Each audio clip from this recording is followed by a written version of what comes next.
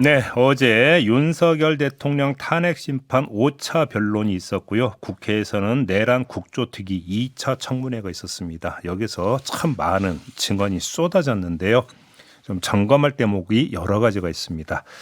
자, 그래서 국회 측 탄핵소추위원이자 내란 국조특위 위원이죠. 박선원 더불어민주당 의원 연결해서 관련 이야기 나눠보겠습니다. 의원님 나와 계시죠? 네, 안녕하세요. 안녕하십니까. 지금 동부구치소 가는 길이라고 들었습니다. 이 현장 청문회 때문에 가시는 건가요?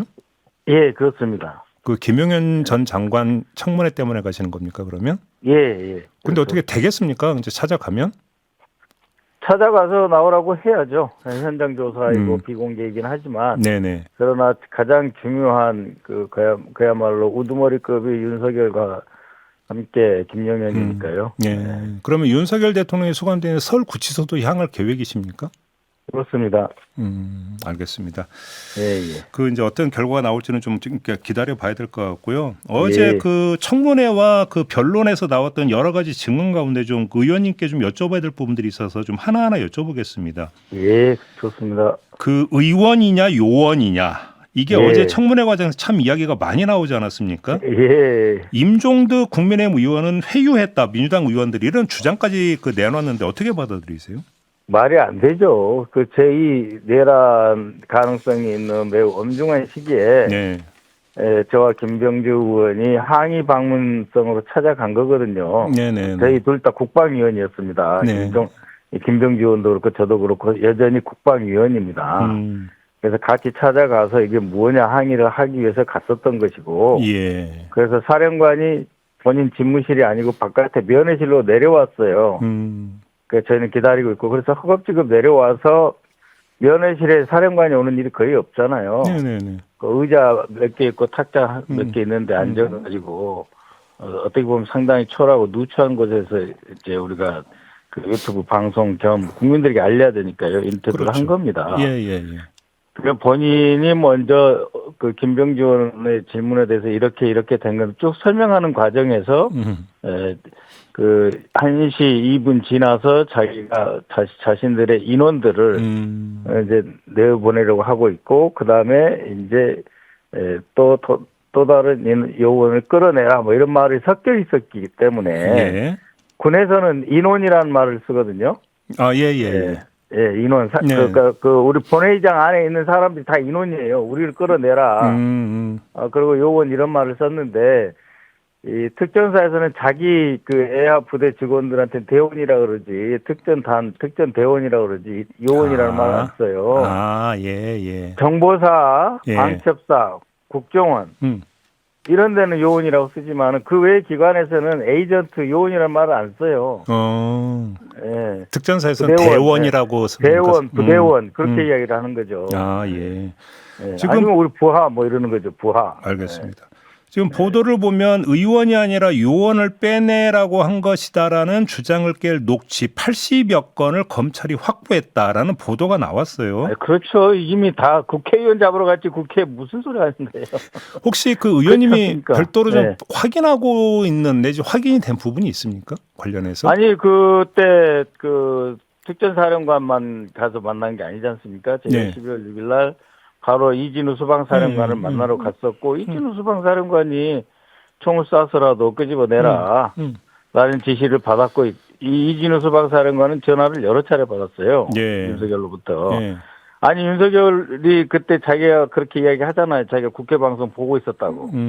국회 방송 보고 있으면서 정적수 아직 안 찬 것 같은데 뭐하냐 그래서 특전사령관한테 호통치고 이진우 수방사령관한테 호통치고 예. 그런 거 아닙니까? 그래서 그 특전사령관 곽정근한테는 문짝을 두드러 깨서라도 끄집어내라 그런 거고 정적수 아직 안 찬 것 같은데 뭐하냐 이런 거고 이진우한테는 총을 쏴서라도 끄집어내라 그런 거죠. 국회의원도 잡으러 간 거예요 거기. 그래요. 그렇죠.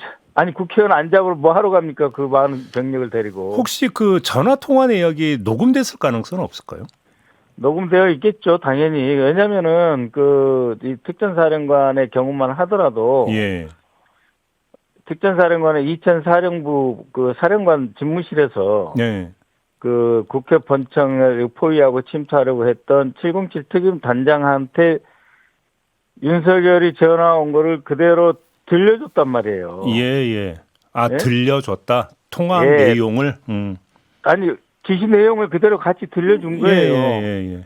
예? 문자 깨고 가서 끄집어내라 한 거 다 들려준 거예요. 그러니까 왜냐하면 자기는 본부 사령부에 있기 때문에 네. 대통령 지시이기 때문에 바로 현장에 알려야 돼서 그리고 그게 자기 말로는 켜져 있는지 몰랐다고 하는데 마이크가 예. 마이크가 켜져 있어가지고 다 이 자기 예하 여단장 그다음에 특임단장한테 이게 다 전달이 된 거예요 그대로. 예. 알겠습니다. 예. 근데 이준호 전 수방사령관은 어제 헌재 나가서 답변을 거부했잖아요. 요 대목과 관련해서. 왜 예. 그랬다고 보세요? 의원님이 오시기. 그 대목을 거부한 것이 중요한 거죠. 그러니까 예. 그런 일이 없습니다. 이 말을 못 하잖아요. 예. 예, 그래서 총을 쏴서라도 끄집어내라라고 진술을 했는데 공소장에도 네, 나타났고 네. 그다음에 저희한테도 그렇게 이야기를 했고 그래서 그때 그 대통령의 지시를 따른 것이 어쩔 수 없이 따랐지만 지금 생각하니 국민들께 죄송하고 참담하다고 공개적으로 자기가 유튜브 방송에서 이야기를 했던 사람인데 예.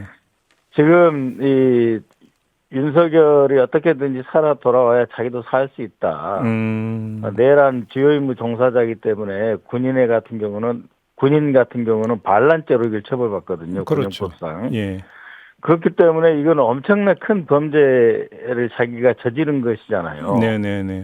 그렇기 때문에 헌법재판소이긴 하지만 자기가 곧 재판에 나가야 돼서 불리한 증언을 못하는 것이죠. 예. 근데 정반대로 그래서 그런 적이 없다고 부인을 못하고 답변하지 못하겠습니다라고 하는 거예요. 그러니까요. 근데 정반대로 곽종근 전 사령관은 어제 국회 출석해서 아주 단호한 어조로 예. 그 윤석열 대통령이 그런 발언을 했다는 취지로 이제 또 증언을 하지 않았습니까? 재확인을 했는데요. 예.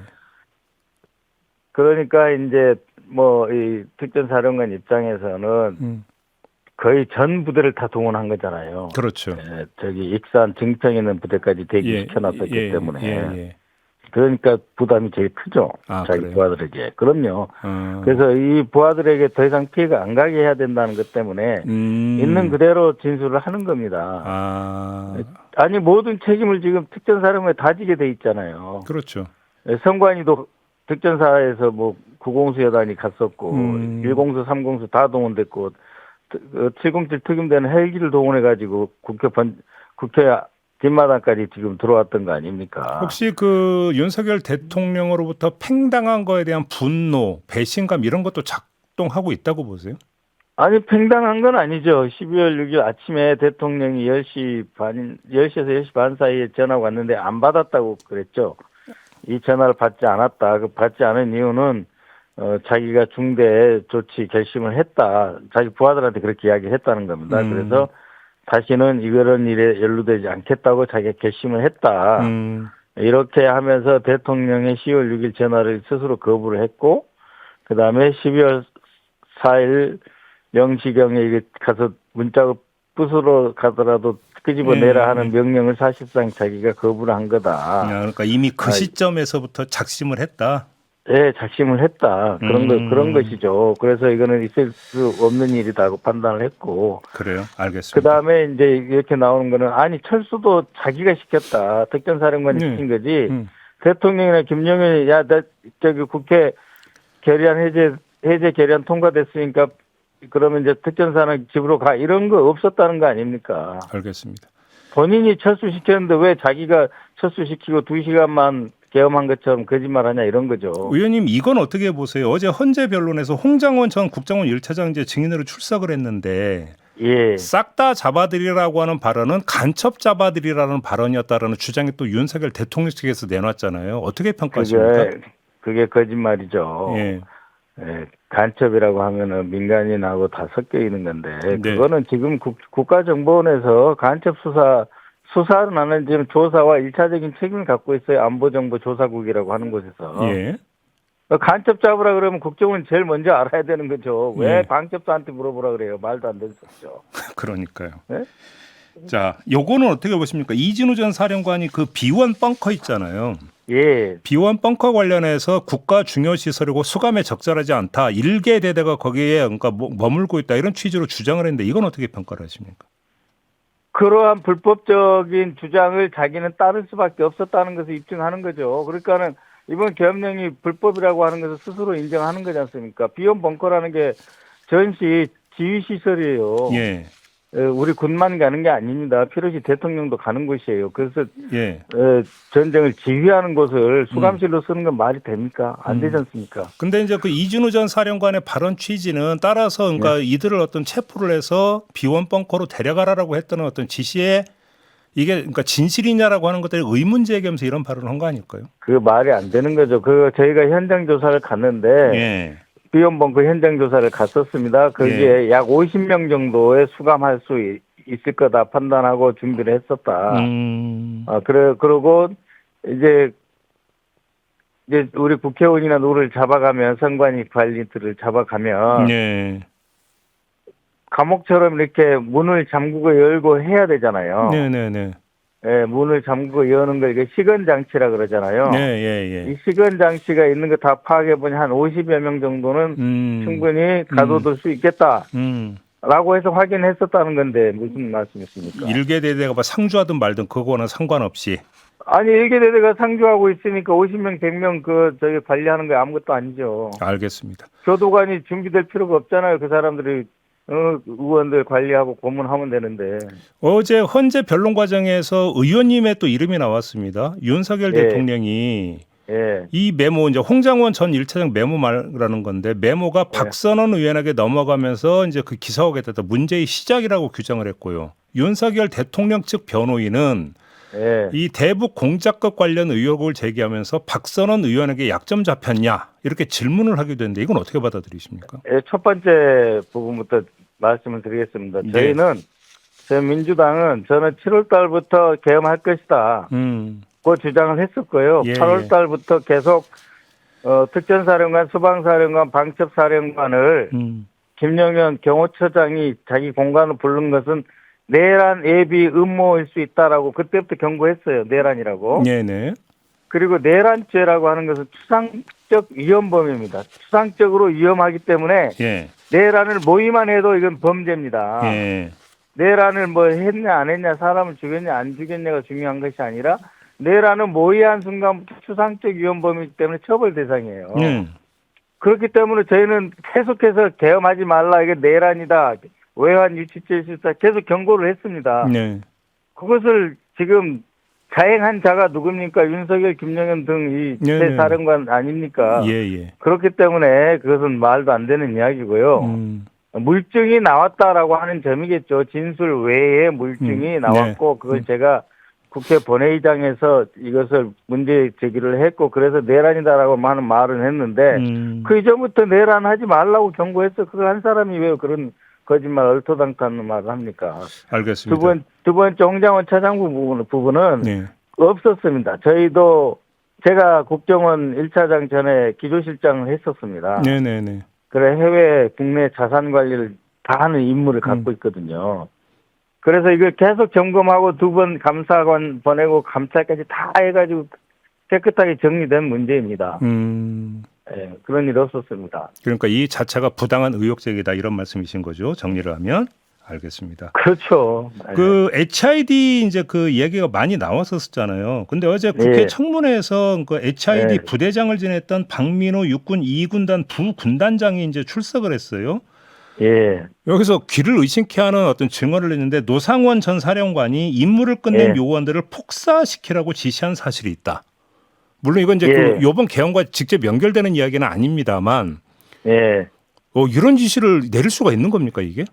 그러니까 이제 김영현이 노상원을 이용해서 정보사를 동원했다라고 하는 게 여러 그 내란의 근거 중에 가장 확실한 근거에 해당이 되는데요.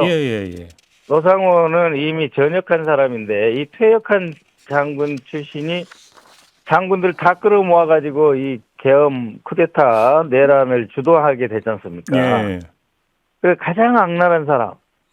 그리고 김영현이 가장 가깝고 믿을 수 있으며 가장 악랄하며 무력을 동원할 수 있는 그 사람을 노상원을 지목을 해서 이 작업을 시킨 거잖아요. 근데 이 노상원이라는 사람을 왜 썼을까라고 하는 게 궁금했었는데 어제 나온 겁니다. 2016년에 공작 임무가 떨어져서 공작 시행하기 직전에 공작을 실패하든 성공하든 간에 나중에 이 작전에 참여한 이 인원들을 제거해라. 그러니까요. 제거, 수거 이런 말을 써서 깜짝 놀래가지고 무슨 말이냐. 예. 그랬더니 이 폭사시켜라. 그래서 폭사를 어떻게 시키냐. 그랬더니 이 그 방탄복 예. 안에 그 방탄 재료 대신에 폭약을 넣어가지고 몇십 킬로 떨어진 것도 이 리모컨으로 작동시켜서 전자적으로 폭사시킬 수 있대잖아요. 예. 아니 자기 부대원을 실제로 그 임무는 수행하지 않았지만 그 예. 임무가 성공하든 실패하든 폭사시켜라. 아, 그러니까요. 있을 수 있는 일입니까? 그리고 그런 것이기 때문에 그 뭐 미군을 뭐 살해해서 전쟁을 유도한다든지 백령도 작전이라든지 NLL에서 북한의 도발 유도라든지 그리고 정치인을 수거 처리한다든지 이건 다 노상원은 그런 일을 할 수 있다라고 하는 증거로 어제 그런 증인이 발언한 겁니다.